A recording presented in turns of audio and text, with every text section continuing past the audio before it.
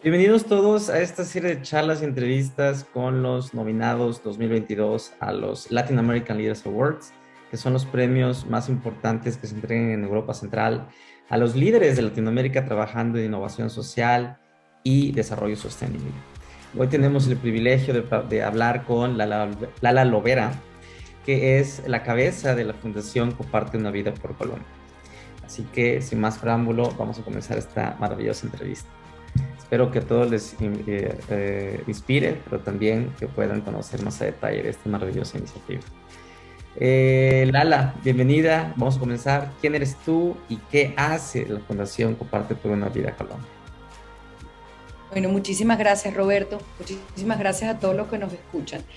Yo pues soy Lala Lovera, una caraqueña de nacimiento, pero me siento una ciudadana del mundo, un mundo que tiene que unirse. Y soy mamá de dos personas que han sido mis grandes maestros.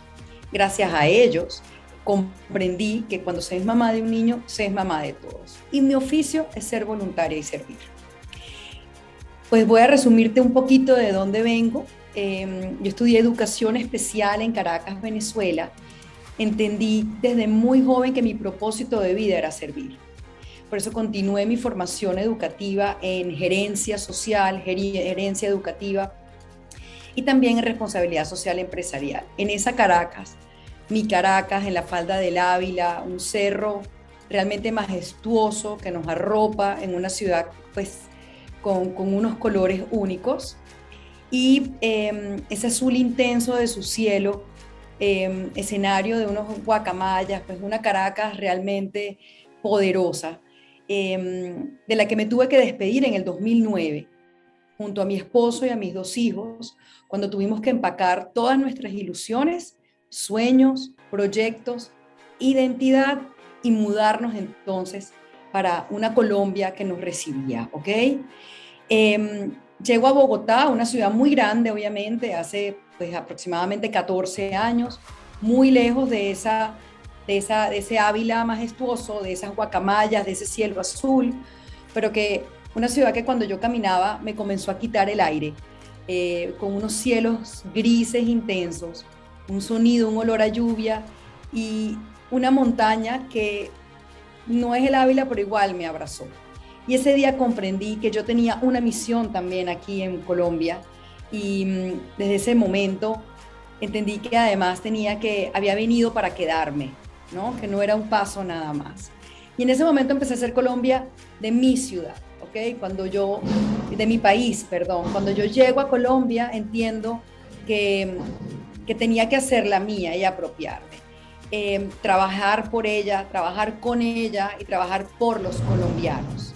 Me he enamorado de ella y de Colombia y de cada una de sus ciudades por medio de las historias de resiliencia de sus personas. En los últimos 4 años empecé a entender que todos somos migrantes, no solo yo era la migrante ni mi familia, ¿ok? Entonces hace 4 años, en el 2017, la palabra migración en esa Colombia comenzó a sonar no como una canción de amor, pero soñaba con preocupación, con dolor, con impresión y con miedo. Y en ese momento sentí un gran profundo llamado de responsabilidad y dije que yo tenía que saber quiénes eran esos venezolanos que estaban llegando a Colombia y contarles a esos venezolanos quién es esa Colombia que los está recibiendo, que también son padres, que también son familias, que también son seres humanos, que al igual que yo, un día decidieron empacar sus ilusiones, sus sueños, sus maletas y llegar a Colombia. Entonces esta migración entendí que nos pertenecía a todos, pero cómo podía de verdad traerlo al escenario. Y ahí decidimos crear Comparte por una Vida Colombia, donde de una u otra manera construimos conversaciones y rutas de integración donde cabemos todos. Tenía que recibir a mi gente de Venezuela, pero también tenía que darle las herramientas a mi Colombia para poderla recibir. Entonces, junto al mejor equipo, formamos Comparte por una Vida Colombia, para poderlo enfocar desde la transformación, para poderlo enfocar desde la intervención a mediano y a largo plazo, para que más de 700.000 niños, niñas y adolescentes que se encuentran en este momento en Colombia, provenientes de Venezuela, puedan realmente continuar con esa ilusión y sueños. Entonces, pues bueno, ahí nace y hemos tenido un proceso de crecimiento. El objetivo principal en este momento de Comparte por una Vida Colombia es contribuir a la estabilización de la población proveniente de Venezuela, sus comunidades de acogida, con un enfoque de derechos, bienestar, integración e inclusión. Wow, la verdad es de que se ve que estás muy conectada con la causa. Es evidente que llevas a tu corazón esta misión que es, como tú lo dices, hacer la migración algo más humano y lógicamente más aceptable a nivel social.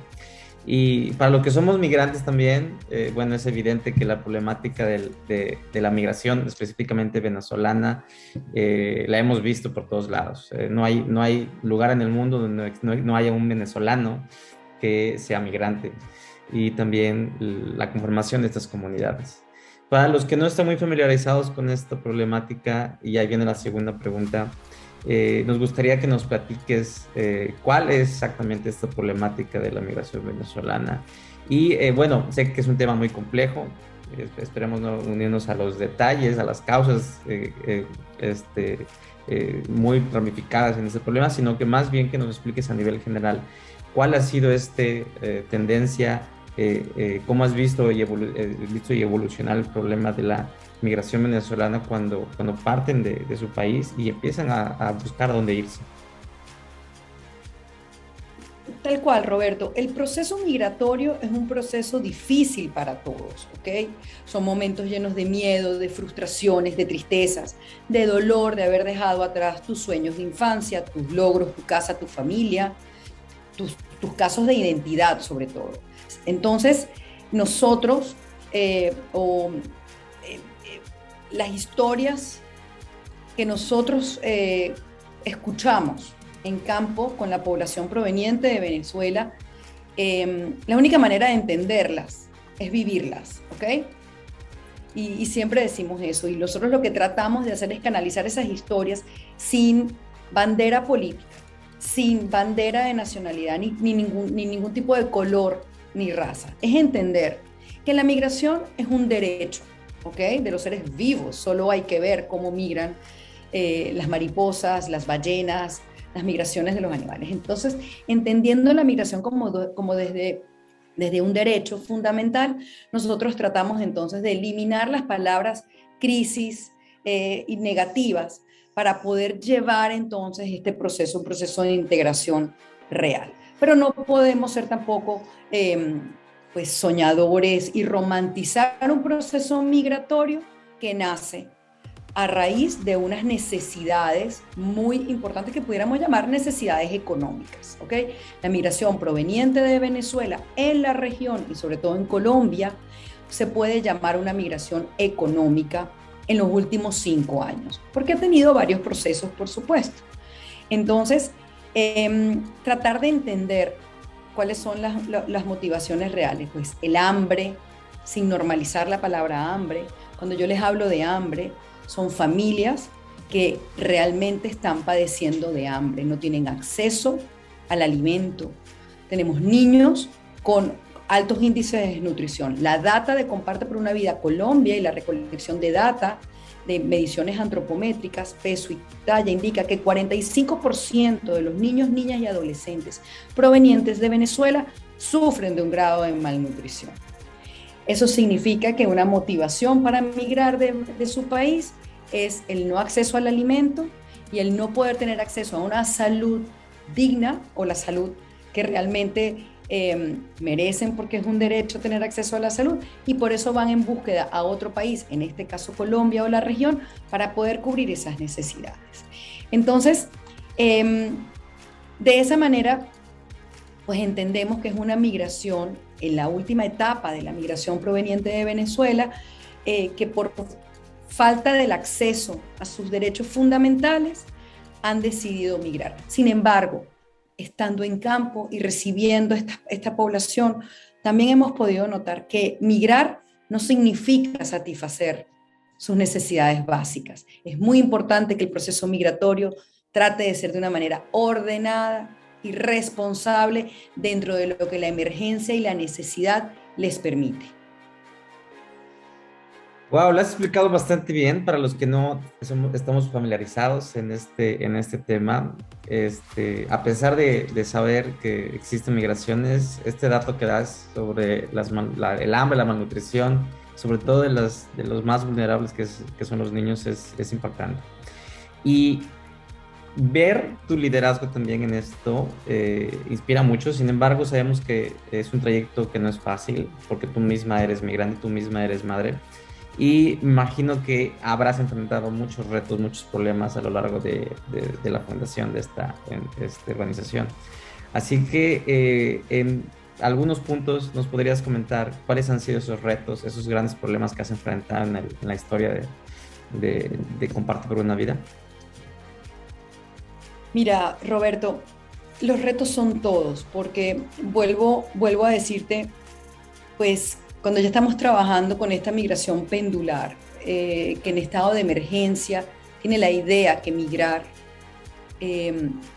a un país, así sea caminando en una balsa o de alguna manera van a encontrar o van a retomar la esperanza, eh, realmente es muy complicado. He sentido una impotencia y profunda rabia cuando estamos en campo, escuchar por parte de nuestros niños, niñas y jóvenes o familias que cuando cruzan las trochas, que son los pasos irregulares entre Venezuela y Colombia, ha sido un paso que se ha normalizado, porque son víctimas de infinidad de violaciones de sus derechos, de trata, de explotación laboral, de explotación sexual, de reclutamiento. Y ese es el precio que nuestros niños y familias tienen que pagar para poder llegar a su escuela, un espacio seguro, o por lo menos por unas horas. Que en sus morrales tienen que cruzar drogas ilegales o los matan. Que el río se creció y que perdieron su único par de zapatos cuando cruzaban el río. Que caminan por 3 horas para poder llegar al colegio porque aman aprender y porque quieren estar en un espacio seguro.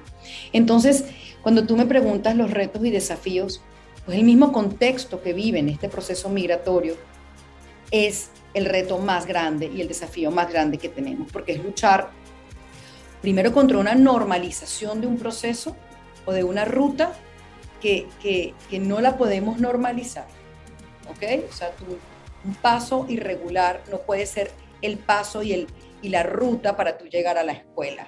Aún cuando hay pasos regularizados, estos niños o el mismo contexto ha normalizado este tipo de violaciones. Entonces yo creo que el mayor reto es esa normalización del contexto que viola sus derechos y ya la comunidad lo tiene como algo que es parte y tengo que aceptar. Entonces nosotros tratamos de desmitificar, ¿okay? De romper esas barreras, de romper esa normalización y que ellos mismos se apoderen y sean ellos los agentes de cambio, conociendo sus derechos, conociendo sus deberes, para que de esa manera no sean ellos mismos instrumentos de violación de ellos. Otro de los retos más grandes y desafíos que comprendemos es también la normalización de que más de 2 millones de personas provenientes de Venezuela viven en Colombia. Entonces, ya lo oímos como una cifra, es convertir al ser humano en un número, en un porcentaje, y dejamos de entender que son 2 millones de seres humanos, que son más de 700,000 niños, niñas y adolescentes desprotegidos, independientemente de en qué lugar del territorio se encuentren, a quién le pertenecen esos más de 700,000 niños. Entonces, para nosotros el desafío más grande es traer a la humanización de las personas, porque lo más importante, Roberto, no es lo que hacemos, sino para quién lo hacemos. Entonces, esa es la parte que yo creo que es el contexto y la normalización de los contextos de violación de sus derechos, y también la normalización de que todo se convirtió en un número, porque cada número representa una vida y un ser humano. Y eso para nosotros es cómo lo podemos traer a la conversación sin que normalicemos porcentajes, ¿no? Sino que entendamos lo que estamos haciendo. Wow, tienes retos muy relevantes porque sí, creo que vas contracorriente, sobre todo porque pues sabemos que en las historias de las migraciones a veces es difícil esta normalización de ellas, ¿no? Muchas veces piensas que es algo nuevo, piensan que es algo nuevo, pero es un fenómeno que ha existido siempre. Sí. Totalmente. Y Roberto, y perdón que te interrumpa, también otro de los retos que hemos visto es que esa normalización ha llevado a que la atención, y no es que está mal, porque yo no pretendo satanizar la ayuda humanitaria, todo lo contrario, pero ¿en dónde está la línea para empezar a atender con unas rutas a mediano y a largo plazo que busquen integración y hasta cuándo dejo de hacer una atención humanitaria que se puede convertir en perpetuador de ciertas conductas que no permiten la integración? Entonces yo creería que ese es el otro reto, pero por supuesto, Roberto, yo me puedo sentar aquí a decirte los retos financieros, los retos económicos, pero en términos muy generales, yo creo que eso es lo más importante. En la medida en que yo no normalizo ciertas violaciones de los derechos y entiendo que son seres humanos esos números, puedo entonces pasar a la conversación de basta de ayuda humanitaria y vamos a la ayuda a mediano y a largo plazo, de desarrollo, de modelos de intervención a mediano y a largo plazo. No, genial, porque ese es el punto de esta pregunta, que tú visibilices cuál es ese reto. Sabemos que hay cientos, hay como Pues la problemática, pero aquel que sea el más significativo y el que quieras, lógicamente, que los demás entiendan. Y vamos a la cuarta pregunta ya, que es, eh, pues, saber cuáles son esas lecciones que le podrías, o más bien podrías compactar en estos años de experiencia en esta organización y liderando no solo tratar de normalizar las migraciones, pero también hacer este proceso de integración. ¿Cuáles han sido esas lecciones y aprendizajes, tanto de liderazgo, pero también de éxito? ¿Qué has hecho bien? Y lógicamente esto sirve para que otras personas como tú, que tal vez trabajen en migraciones o tal vez trabajen en otras causas, puedan sentirse inspirados y también aprendan de tus aciertos. mira, lo primero, Roberto, es empezar, quitarte el miedo de empezar, quitar el miedo de saber que si entiendes que hay que hacer algo, que lo tienes comprendido realmente en tu ADN, entonces empieza. Yo creo que esa es la primera lección, quitarte el miedo de empezar. También entender que esto no puede ser una acción de una sola cabeza, o ya sea cabeza de organización o de persona. Tienes que articular, ¿ok? Tú tienes que buscar los aliados para poder llegar a tus objetivos y alcanzar tu meta. Nosotros hemos entendido que esto no es una labor de Comparte por una Vida Colombia. Esto, primero, es una labor de un equipo capacitado, calificado y fortalecido para poder atender el proceso migratorio de seres humanos en Colombia en este momento. Entonces nosotros no solo es tener la calificación profesional, sino también una sensibilidad muy especial por seres humanos. Entonces, en Comparte, la primera lección es esa, arrancar, pero arrancar de la mano de un equipo calificado, profesional y comprometido y sensibilizado ante el tema. En segundo, ya saliéndonos de la casa de Comparte por una Vida Colombia, es buscar los aliados que se encuentran para poder llegar a alcanzar las metas. Los gobiernos locales, los gobiernos regionales, los líderes sociales de la comunidad, las familias.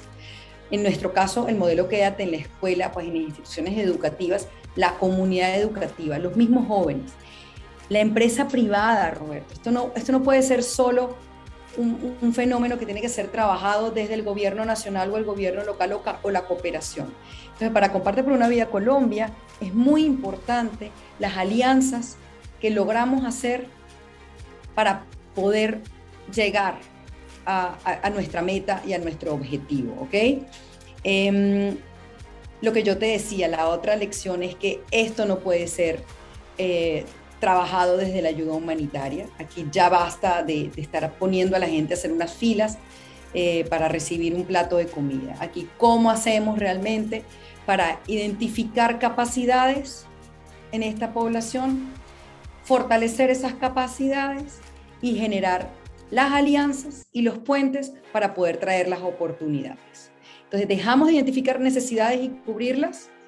Eso está bien por un tiempo, pero la teoría de cambio nos llevó y las lecciones nos llevaron a, ok, ya identificamos necesidades, ya las cubrimos, pero vamos a ver entonces las capacidades de nuestra población para poder apalancar y bajar y crear los puentes para sus oportunidades. Entonces, la lección es juntos somos más. No hay aliado chiquito, no hay alianza que para nosotros, o socio, o amigo, que no pueda poner un grano de arena para que esto florezca y crezca en un bosque infinito de protección. Eso es para nosotros lo más importante. Gracias por compartir estas lecciones y wow, son oro puro. Esta es la pregunta de la vida que más disfrutan todos. Y vámonos a la última pregunta, que es una pregunta abierta y tiene el objetivo de no dejar nada atrás y nada que sea relevante y que no y que se quede fuera de la entrevista. Así que pues te doy el micrófono abierto para que puedas compartir aquello que sea muy importante que todos deberíamos saber. Mira, lo más importante son infinidad de historias, pero eso que yo te digo, que entendimos que no, lo más importante no es lo que hacemos y cómo lo hacemos y los indicadores y poder rendir unas cuentas y de repente ser reconocidos como hemos sido reconocidos por la cooperación, pues por OIM como estrategia en Latinoamérica de intervención y por USAID, de lo mismo. No, lo más importante es la confianza que hemos generado en nuestras familias, donde estamos sentados en la mesa, una mesa llena de dignidad, donde se recobran sueños, donde se recobran, pues se sacía esa hambre de aprender, de sobrevivir, y saber que esa puerta se nos abrió porque nuestras acciones son acciones sin daño, Roberto. Así haya que parar y repensar, pues entendimos que también ese ejercicio es importante. Así tengamos que desaprender para volver a aprender. Este equipo está comprometido porque tiene claro, como te lo dije anteriormente, que lo más importante es por quién trabajamos y para quién trabajamos. Y eso no lo podemos olvidar nunca. No trabajamos para unos socios grandes, trabajamos con ellos. Trabajamos para familias, jóvenes, niños y niñas que les decimos todos los días, aquí estamos para ustedes. Si nos equivocamos, vamos a enmendar nuestro error, pero vamos juntos de la mano y sí pueden. Que no dejen, que migren con su ilusión, no que la dejen atrás. Es lo más importante. Lala Loera, la cabeza y líder de la Fundación Comparte por una Vida de Colombia. Gracias por inspirarnos, gracias por estos minutos de mucho aprendizaje también, que busca también reconocer tu trabajo, pero más allá es también poderle darle una brújula a aquellos siguientes generación de líderes que van a estar haciendo cosas y cambiando los errores que nosotros y las generaciones pasadas tuvimos. Así que gracias por estos minutos y felicidades. Por favor, todos conozcan el trabajo de la Fundación Comparte Vida por Colombia y también visiten su página y, por favor, voten por ella. Gracias, Lala. Gracias a ti, Roberto, y gracias a todos los que nos escuchan y gracias por esta nominación que, como les digo, la nominación no es mía ni de Comparte por una Vida Colombia, es de todas nuestras familias. Así que muchísimas gracias.